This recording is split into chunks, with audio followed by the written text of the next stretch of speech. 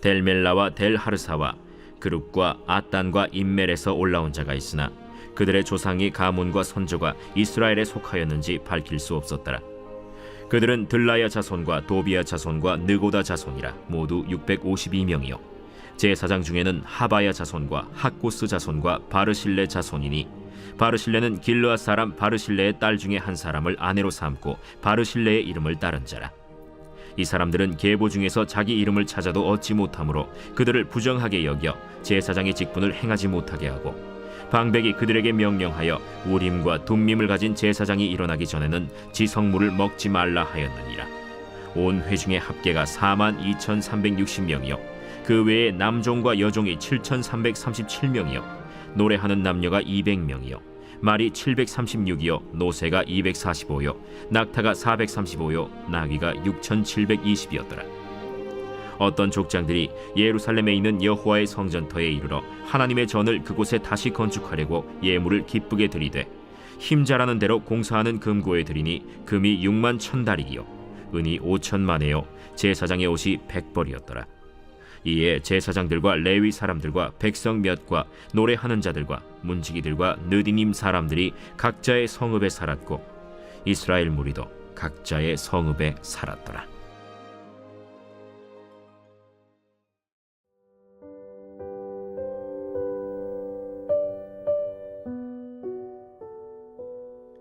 에스라 2장의 1절에서 58절, 오늘 본문 이전까지는 분명히 이스라엘 사람이라고 공동체적으로 인정된 사람들의 계보가 기록되어 있다면요, 오늘 본문 59절부터는 계보를 증명하지 못한 사람들이 등장합니다.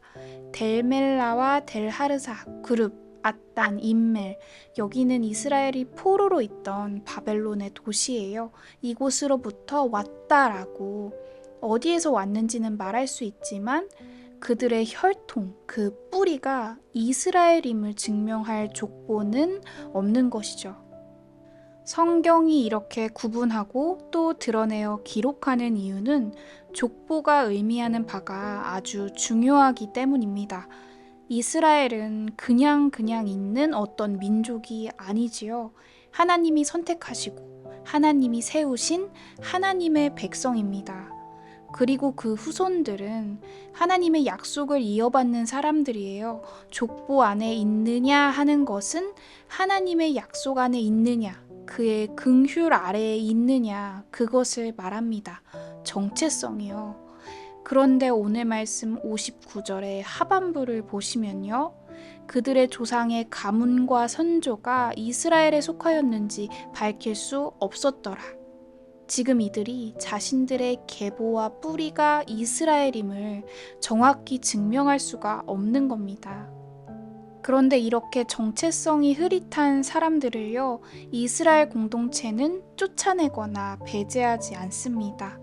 이들도 함께 귀환 명단에 기록이 됩니다. 이스라엘 공동체로서 함께 이스라엘로 돌아옵니다. 여러분, 이것이 은혜입니다.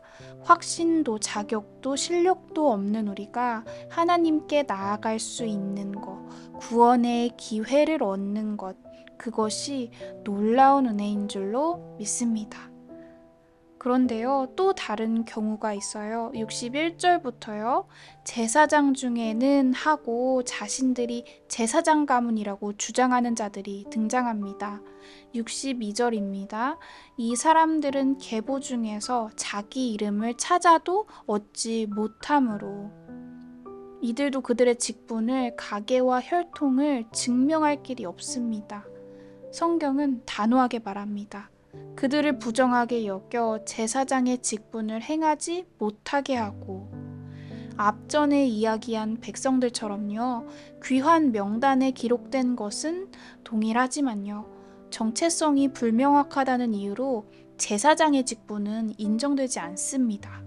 거룩한 제사장이 해야 할 일들을 행하는 것은 단호하게 금지된다는 이야기입니다. 이 두 부류에게는 공통점이 있습니다. 첫째는 흐릿하고 불명확한 정체성을 가지고 있었다는 것이고요. 둘째는 어찌 되었던 간에 나의 뿌리가 이스라엘임을 확실히 증명할 수 없음에도 불구하고 바벨론, 그곳을 떠나왔다는 겁니다. 심지어 그곳은요, 포로로 간 곳 치고는 살만한 곳이었어요. 65절을 보시면 그 외에 남종과 여종이 7,337명이요. 생존만을 위해 몸부림쳐야 하는 상황은 아니었다는 겁니다. 종을 거느릴 정도니까요. 어느 정도 생활적인 기반이 만들어져 있었고 또 어느 정도의 안정감 있는 삶이 그곳에 있는 그런 환경과 구조가 허락된 그곳에서 어쩌면 정착이라고 말할 수도 있는 긴 시간을 지났음에도요, 익숙하고 안정된 그 자리를 떠난 겁니다. 그리고 오히려 황폐하고 무너진 성전 터만 남아있는 그곳 이스라엘으로 들어갑니다. 회복을 시작하신 하나님을 바라보며 그 은혜의 자리로 돌아오기를 선택한 것이지요. 그렇다면 그 다음은요? 돌아온 다음에요. 무엇을 해야 합니까? 성전을 건축해야겠지요. 68절부터의 내용이 그렇습니다.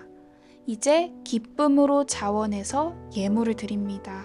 힘 잘하는 대로, 역량대로, 할 수 있는 대로 전심을 다해 성전을 건축합니다.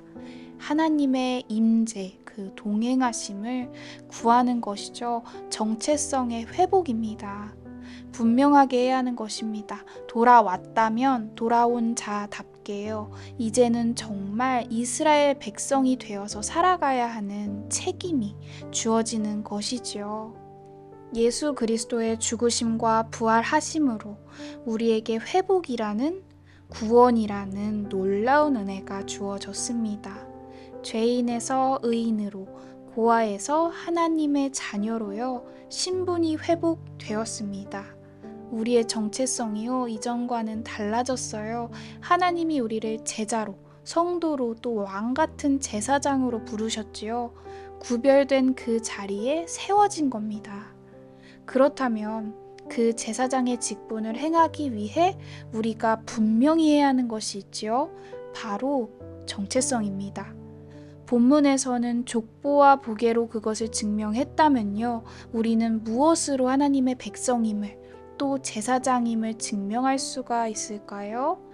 네, 삶입니다. 나에게 주어진 오늘, 삶의 모습으로, 또 하나님과의 관계로 내가 하나님의 백성임을, 더 나아가 왕같은 제사장이자 예수 그리스도의 제자다운 제자임을 증명할 수 있는 겁니다. 자격도 없고 능력도 없는 우리가 하나님의 은혜로 돌아왔습니다. 400년 노예, 70년 포로, 그리고 죄에 종된 인생을 청산하고 아버지께로 돌아온 것입니다. 그 순간으로부터 신분 상승입니다. 하나님의 자녀, 선택받은 백성, 왕같은 제사장의 신분을 이미 허락받았습니다.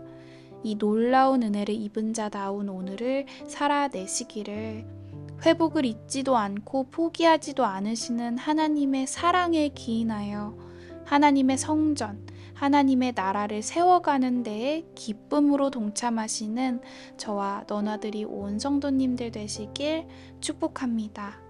기도하겠습니다. 하나님, 우리가 아주 오랫동안 죄의 종노릇하며 끌려다녔습니다. 피로하고 공고했습니다.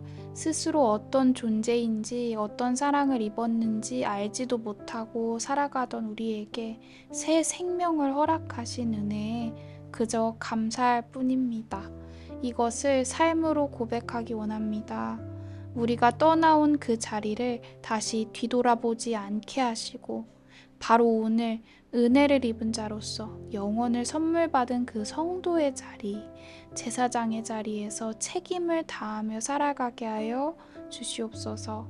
모든 권세가 주님께 있으니 우리에게 자녀답게 살아갈 능력 이미 허락하신 줄로 믿고 감사를 드리며 예수님의 이름으로 기도드립니다. 아멘.